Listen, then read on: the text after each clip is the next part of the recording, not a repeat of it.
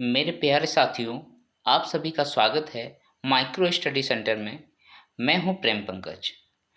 दोस्तों, NCERT book के series में आज का यह क्लास छठा नंबर क्लास है, जिसमें हम लोग मेटल एंड नॉन मेटल के क्लास को शुरू करेंगे। आज की क्लास में दोस्तों हम लोग मेटल्स के बारे में देखेंगे और उसके फिजिकल प्रॉपर्टीज़ को जानेंगे।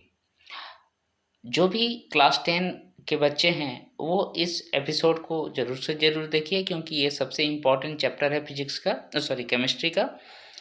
और इस चैप्टर से क्वेश्चंस आएंगे ही आएंगे आपके बोर्ड एग्जाम्स में। साथ ही जो बच्चे कंपटीशन की तैयारी कर रहे हैं, लाइक जेपीएससी का एग्ज़ाम दे रहे हैं, एसएससी सीजीएल का एग्ज़ाम दे रहे हैं, जेएसएससी का एग्ज़ाम दे रहे हैं, वो सभी इस एपिसोड को ज़रूर से ज़रूर देखें और मेरे वीडियो को लाइक ज़रूर से ज़रूर कर दें। तो चलिए दोस्तों, आज का क्लास शुरू करते हैं और हम लोग देखते हैं कि एलिमेंट क्या होता है। सबसे पहले हम लोग देखेंगे कि एलिमेंट क्या होता है। बेसिकली क्लास 9 में हम लोग एलिमेंट के बारे में पढ़े हैं।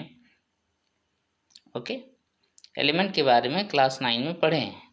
क्या पढ़े हैं? अगर मैं साधारण भाषा में बोलूं तो एलिमेंट एक ऐसे सब्सटेंस होते हैं जो सेम टाइप ऑफ एटम से मिलके बने होते हैं। क्या बोलेंगे हम लोग? सेम एटम से मिलके बने होते हैं। यानी कि ये क्या होता है? ये प्योर सब्सटेंस होता है। ठीक है, इसमें किसी भी प्रकार का मिलावट नहीं होती है, प्योर सब्सटेंस होता है। समझ में आ गया एलिमेंट क्या होता है। अब हम लोग क्या किए हैं कि एलिमेंट को कैटेगराइज किए हैं। अलग अलग टाइम में अलग अलग एलिमेंट का इन्वेंशन हुआ। हमें पता चला कि हमारे अर्थ में भी ये एलिमेंट्स पाए जाते हैं और कुछ कुछ लेबोरेटरी में बनाए गए। तो उसको हम लोग स्टडी करने के लिए, उसके प्रॉपर्टीज़ को जानने के लिए, उसको यूज़ करने के लिए हमें उसको कैटेगराइज करना पड़ा। कैटेगराइज करने पर हमें क्या पता चला? बेसिकली हम इसको 3 पोर्शन में बांट सकते थे। पहला मेटल, दूसरा नॉन मेटल और तीसरा जो है दोस्तों दोनों के बीच में आएगा मेटलॉइड्स। ओके, तो इसमें मैंने क्या क्या बता दिया कि अभी आप लोग जो पढ़ेंगे 2 चीज़ों को पढ़ेंगे, एक मेटल्स को पढ़ेंगे और दूसरा नॉन मेटल्स को पढ़ेंगे। यहाँ आपको मेटलॉइड्स के बारे में नहीं बताया गया है, तो आगे आने वाले क्लास में उसमें ज़रूर हम लोग पढ़ेंगे। ओके, अभी यहाँ पर हम लोग जब मेटल और नॉन मेटल इसको कैटेगराइज कर रहे हैं, इसका मतलब है कि मेटल का अलग प्रॉपर्टी होगा और नॉन मेटल का अलग प्रॉपर्टी होगा। तो दोनों ही प्रॉपर्टी को हम लोग जानेंगे, दोनों के ही प्रॉपर्टीज़ को अच्छे से देखेंगे और एग्ज़ाम पॉइंट ऑफ व्यू से क्या क्वेश्चन बन सकते हैं ये भी हम लोग देखेंगे। ओके, तो यहाँ पर आगे अब हमें क्या जानना है? हमें जानना है कि मेटल का फिजिकल प्रॉपर्टीज़ क्या होता है और नॉन मेटल का फिजिकल प्रॉपर्टीज़ क्या होता है, दोनों में डिफरेंसेस क्या है ये हमें जानना है। तो अब आते हैं एलिमेंट को 2 भागों में कैटेगराइज करके, मेटल और नॉन मेटल में हम लोग पढ़ते हैं उसके प्रॉपर्टीज़ को। एनसीईआरटी बुक में सबसे पहले दिया गया है कि मेटल्स का क्या क्या फिजिकल प्रॉपर्टीज़ है वो हमें जान लेने हैं, जिससे हम लोग दोनों को कैटेगराइज कर सकें। तो यहाँ कहता है कि the easiest way to start grouping substances is by comparing their physical properties. सबसे आसान जो काम है ग्रुप करना सबस्टांस को, वो आधार उसका बेस ले सकते हैं फिजिकल प्रॉपर्टीज़। फिजिकल प्रॉपर्टीज़ क्या होता है?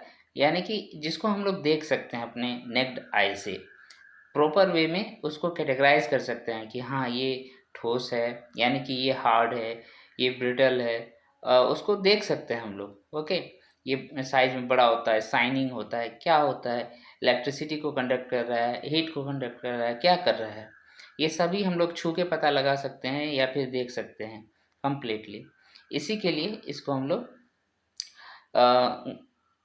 इसलिए कहा जा रहा है कि आप फिजिकल प्रॉपर्टीज के जरिए किसी भी सब्सटेंस को ग्रुपिंग कर सकते हैं। तो जनरली जो मेटल्स का एग्जांपल है दोस्तों, ये वो याद रखिएगा आप, आयरन हो गया, कॉपर हो गया, एल्युमिनियम हो गया, मैग्नीशियम हो गया, सोडियम, लेड, जिंक, जितना भी मैंने नाम लिया वो सारे मेटल्स हैं। क्या है दोस्तों? सारे मेटल्स हैं। अब आगे चल के हम लोग देखते हैं कि ये मेटल्स की प्रॉपर्टीज़ क्या क्या होते हैं। तो एक्टिविटीज़ के जरिए आप लोग इस चीज़ को चेक कर सकते हैं। उसमें देखेंगे कि जितने भी सारे मेटल्स हमने लिया है, iron, aluminium, zinc, lead, okay, जो भी लिया है, तो उसके सरफेस में एक साइनिंग होगा, एक साइनिंग होगा, किसी भी प्रकार का वो साइनिंग हो सकता है, लेकिन उसके सरफेस पे साइनिंग रहेगा। ओके, इस साइनिंग सरफेस का होना उस मेटल का क्या इसको बोला जाता है? मेटालिक लस्टर बोला जाता है। क्या बोला जाता है? Metallic lustre. That means metals have metallic lustres. Okay, different substance का डिफरेंट साइनिंग सरफेस हो सकता है, नो डाउट। ओके, अब ये पहला पॉइंट हो गया कि इसमें डिफरेंट डिफरेंट सब्सटेंस का मेटालिक लस्टर होगा। अगर वो मेटल्स है तो साइनिंग सरफेस आपको मिलेगा।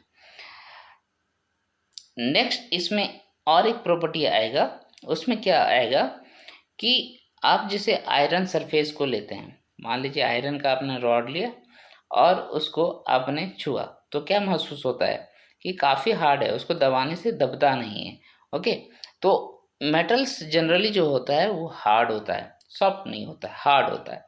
लेकिन इसके भी बहुत सारे एग्जांपल्स मिलेंगे जहाँ थोड़ा सा सॉफ्ट होता है, तो वो एक्सेप्शन केस है। लेकिन मैक्सिमम मेटल्स, जैसे आप घरों में कील को ले लीजिए, ठीक है, और आयरन के बहुत सारे सब्सटेंस आपको घरों में मिल जाएंगे, स्टील के मिल जाएंगे। ओके, उन सभी को आप छूइए, पता चलेगा वो काफ़ी हार्ड होता है।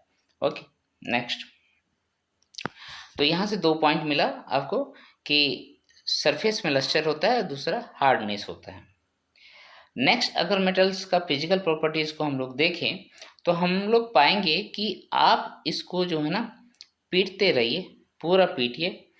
अगर आपका इतना पतला ये सीट है तो वो धीरे धीरे पीटते पीटते पीटते ये इस तरीके से कन्वर्ट हो जा रहा है, यानी कि छोटा साइज से वो चादर के रूप में, थाली के रूप में जो भी है, वो इस तरीके से बड़े सीटों में कन्वर्ट हो जा रहा है उसको पीटने से।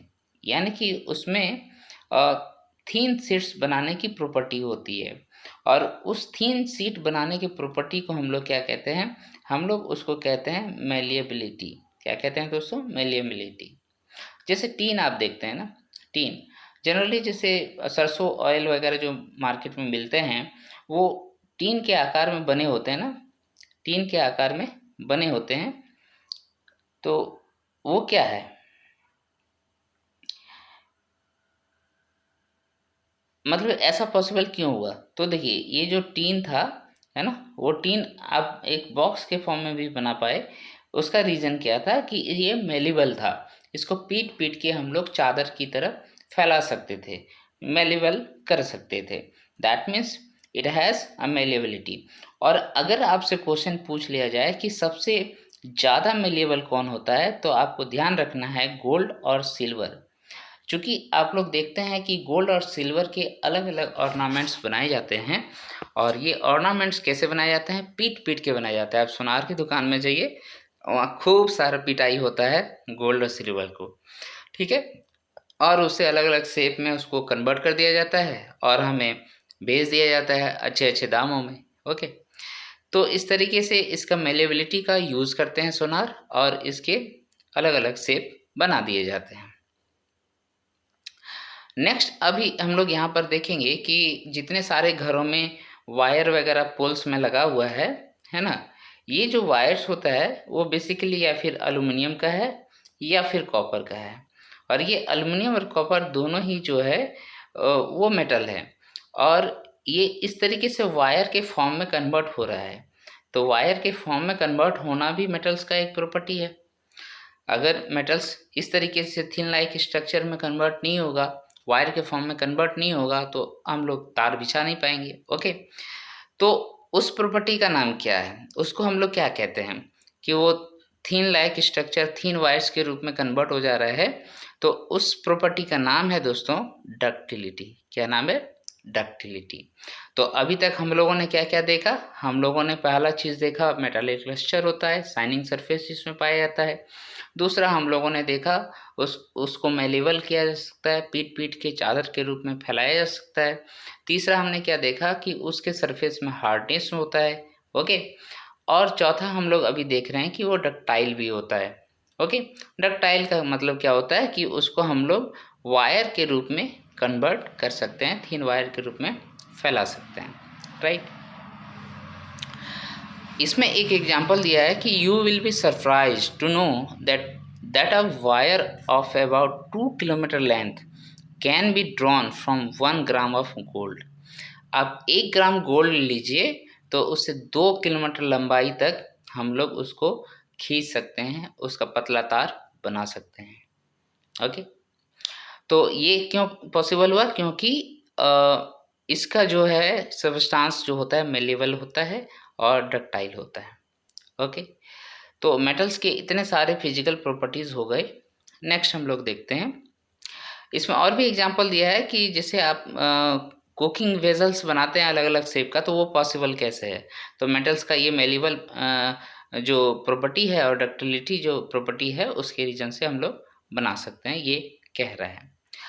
आगे हम लोग देखेंगे कि जैसे आप घरों में जो खाना बनाती हैं, घरों में अगर आप जाएंगे किचन में तो वहाँ पाएंगे कि जिस बर्तन में खाना बन रहा होता है वो ऊपर से नीचे तक गर्म हो जाता है, लेकिन हम लोग जो फायर देते हैं, आग जो देते हैं, उसको नीचे में ही देते हैं, लेकिन वो धीरे धीरे क्या होता है, पूरा बर्तन जहाँ तक फैला हुआ रहता है वहाँ तक गर्म हो जाता है। ऐसा क्यों होता है? क्योंकि वो क्या कर रहा होता है, हीट को कंडक्ट कर रहा होता है, यानी कि हीट को एक जगह से दूसरी जगह में फैला रहा होता है। और ऐसा पॉसिबल है, ठीक है, इसमें पॉसिबल है मेटल्स में। ओके। तो इस तरीके से हम लोग क्या देखते हैं कि जो मेटल्स होते हैं वो गुड कंडक्टर ऑफ हीट होता है। क्या होता है? गुड कंडक्टर ऑफ हीट भी होता है। ओके। और साथ ही साथ हम लोग देखेंगे कि इसका जो मेल्टिंग पॉइंट है, यानी कि इसके गलने का जो प्रोसेस है, जैसे 0 डिग्री सेंटीग्रेड पे जो है आपका जो वाटर है, जो बर्फ़ के फॉर्म में होता है, आइस के फॉर्म में होता है, वो आइस से आपका इसी में गर्म करेंगे 0 डिग्री सेंटीग्रेड में, तो वाटर में कन्वर्ट होना शुरू हो जाता है। इसी को बोलते हैं इसका मेल्टिंग पॉइंट। ओके। तो इस तरीके से हमारा जो मेटल्स होते हैं उसका भी एक मेल्टिंग पॉइंट होता है, और ये मेल्टिंग पॉइंट इसका जो होता है मेटल्स का वो बहुत हाई होता है, 0 डिग्री सेंटीग्रेड नहीं होता है, बहुत हाई होता है। ओके। जैसे अगर आपको मैं एग्जांपल दूं आयरन, जिसको फेरम कहते हैं, फेरस कहते हैं, ठीक है, तो ये जो है तुम्हारा आपका इसका अगर मेल्टिंग पॉइंट देखें तो 1200 से 1300 डिग्री सेंटीग्रेड होता है। ओके। 1300 डिग्री सेंटीग्रेड होता है। तो इस तरीके से हम लोग क्या देख रहे हैं कि मेटल्स जो होते हैं गुड कंडक्टर ऑफ हीट होता है, और साथ ही साथ इसका हाई मेल्टिंग पॉइंट होता है। ओके। अब यहाँ पर आपको एग्जाम्पल देखना है तो ये पता करना होगा कि बेस्ट कंडक्टर ऑफ हीट कौन होता है। तो बेस्ट कंडक्टर ऑफ हीट कहा जाता है सिल्वर को। किसको कहा जाता है दोस्तों? सिल्वर को। ये पूरे चीज़ों को मैं मिटा देता हूँ, स्क्रीनशॉट लेना चाहे तो ले लीजिए। ये देखिए, तो इसका जो पूरा जो बेस्ट कंडक्टर ऑफ हीट है, यहाँ से भी क्वेश्चन आते हैं, उसका नाम आप याद रखिएगा, सिल्वर होता है, और दूसरा क्या होता है? कॉपर होता है। ठीक है, best conductor of heat. Okay. तो इस तरीके से हम लोग क्या देख रहे हैं कि मेटल्स में कई सारे फिजिकल प्रॉपर्टीज होते हैं, जिसको हम लोग देख के आराम से कह सकते हैं कि ये मेटल है। अब यहाँ पर कहता है कि लेड और मरकरी आपको ऐसे सबस्टांस देखेंगे जो कंडक्टर ऑफ हीट नहीं होता है, हीट को कंडक्ट जल्दी से नहीं करता है। ओके। तो इस तरीके से हम लोग यहाँ पर कई सारे प्रॉपर्टीज़ को जान लिए। नेक्स्ट प्रॉपर्टी हम लोग देखेंगे, क्या मेटल्स इलेक्ट्रिसिटी को कंडक्ट करता है?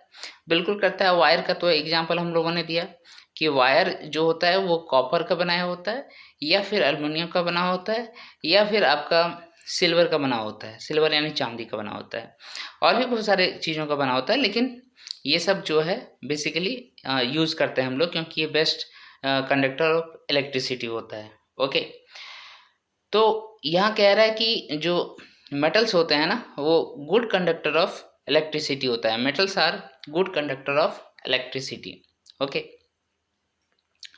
लेकिन हम लोगों को कुछ ऐसे जगह चाहिए होता है जहाँ पर मेटालिक हमें नहीं चाहिए, जैसे स्विच वगैरह घर का है ना, वो अगर मेटल का बना दे तो हमें करंट मार देगा, क्योंकि गुड कंडक्टर ऑफ इलेक्ट्रिसिटी होता है मेटल्स। इसीलिए हम लोग क्या करते हैं, उसको अलग अलग मटेरियल का बनाते हैं जो नॉन कंडक्टर होता है। ओके, यानी कि नॉन मेटल्स को बनाते हैं, रबर लाइक मटेरियल का बनाते हैं हम लोग। ठीक है, तो एक नाम दिया है यहाँ पर कि कोटिंग करते हैं, जैसे कि बहुत सारे, you must have seen that wires that can carry current in your home, a coating of polyvinyl chloride, PVC rubber like material होता है ना, तारों को छीलते हैं, उसके अंदर से तार निकलता है।